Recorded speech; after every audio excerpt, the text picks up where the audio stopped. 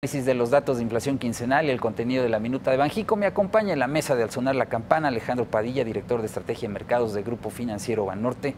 Alex, ¿cómo estás? ¿Cómo estás, Víctor? Buenas tardes. Buenas tardes. Oye, una buena noticia, ¿no? La inflación quincenal se desaceleró más de lo que esperaba el mercado. Sí, por lo menos es una buena noticia que puede ser transitoria. Se une a la primera quincena de enero, donde también el dato de inflación salió por debajo de lo que tenía previsto el mercado. Sin embargo, pues también hay que ser cautelosos porque no sabemos cuál va a ser la convergencia que va a tener la inflación en los próximos meses. Ha sido una inflación que por lo menos nos deja tranquilos momentáneamente, pero si vemos al interior el componente de los productos que tuvieron mayor incidencia a la baja, destaca mucho el tema de los agropecuarios.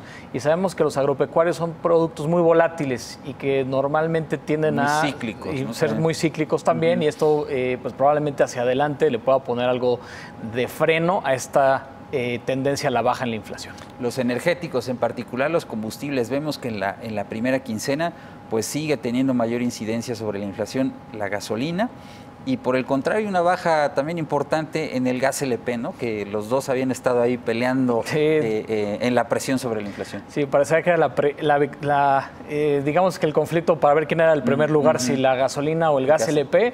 La gasolina sigue teniendo un incremento.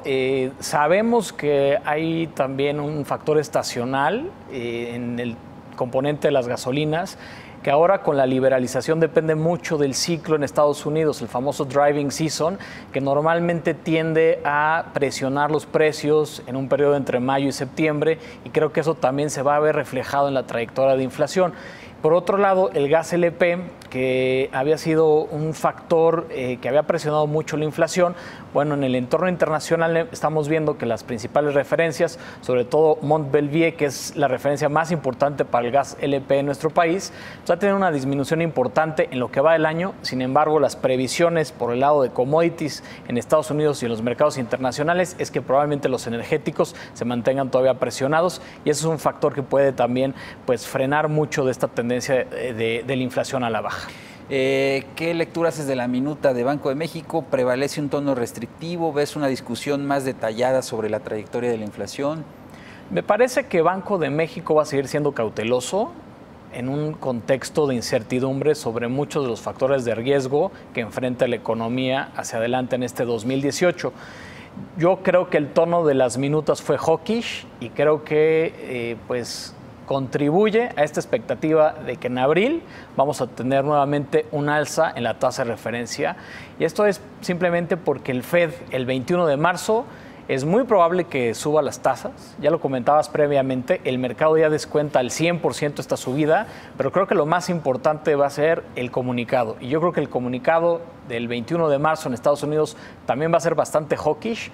Me parece que las minutas del FED el día de ayer demostraron que hay una expectativa mucho más favorable en términos del crecimiento, y que los efectos de la política fiscal en Estados Unidos en algún momento pueda generar presiones en precios, y por eso es que creo que el debate ahorita en el mercado es si el FED sube entre 3 y 4 veces, y eso creo que pone a Banco de México en una situación todavía bastante complicada. Lo tiene contra las cuerdas, como dirían. En la reunión en esta decisión del 8 de febrero, cuando sube la tasa de 7.25 a 7.50, ahí es donde ya oficialmente se comunica que se retrasa el proceso de convergencia de la inflación del cuarto trimestre de 2018 al primer trimestre de 2019, pero en la minuta de hoy uno de los miembros dice que existe el riesgo, lo mencionabas ahora, de que esta convergencia podría irse hasta el segundo semestre de 2019, ¿no? Sí, es un factor importantísimo porque me parece que muchos de los miembros de la Junta de Gobierno están cuidando el tema de las expectativas de inflación. Yo creo que yo rescataría 5 factores dentro de la minuta que nos hace pensar que Banco de México todavía tiene espacio para subir tasas, pero uno de ellos fue muy importante. Hay un miembro que dice que las expectativas de inflación de mediano y largo plazo están en 3,5% y no en el 3% que es el objetivo de Banco de México. Y ahí creo que incorporaron una palabra que es clave: credibilidad. Para que se mantenga la credibilidad de Banco de México es necesario que se apuntalen estas expectativas hacia el objetivo, y yo creo que información como la que acabas de mencionar, en donde podríamos ver la convergencia al 3% hasta la segunda mitad de 2019, pues también pone en una situación a Banco de México, en donde probablemente trate de irse del lado mucho más conservador, todavía subiendo aún más la tasa de referencia. Podríamos concluir, Alex, la noción que nos deja esta minuta sobre el ciclo de alza de tasas es que probablemente va a continuar, se va a extender pues un tiempo y va a depender también mucho, no solamente de la inflación en México, sino también de lo que haga la Reserva Federal. Sí, totalmente de acuerdo. Y yo creo que regresando a estos 5 puntos, uno ya lo dijo, los otros 4 los menciono brevemente. Uno es el Fed, que viene mucho más hawkish y me parece que va a tratar de mantener por lo menos el diferencial de tasas en la parte corta de la curva estable, es decir, fijándose en la política monetaria relativa. El tercero creo que tiene que ver con la inflación y este proceso de convergencia que se va a tardar más y que creo que mencionaste de manera bastante adecuada. El cuarto creo que tiene que ver con el tipo de cambio, en donde todavía se ven factores de riesgo hacia adelante. En las minutas menciona en 2 ocasiones la palabra elecciones. Es lógico. Todavía el mercado no se está centrando de lleno al tema de las elecciones, pero sabemos que los activos financieros reaccionan a eventos políticos y es muy probable que en el segundo trimestre de este año comencemos a ver un mercado que incorpore en mayor medida las expectativas sobre el proceso electoral.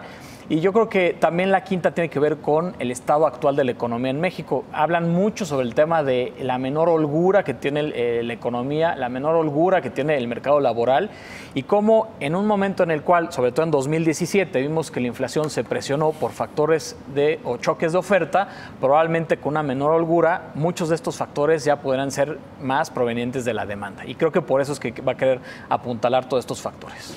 Muy bien, pues muy claro, muy detallado tu análisis y te agradezco que hayas estado aquí.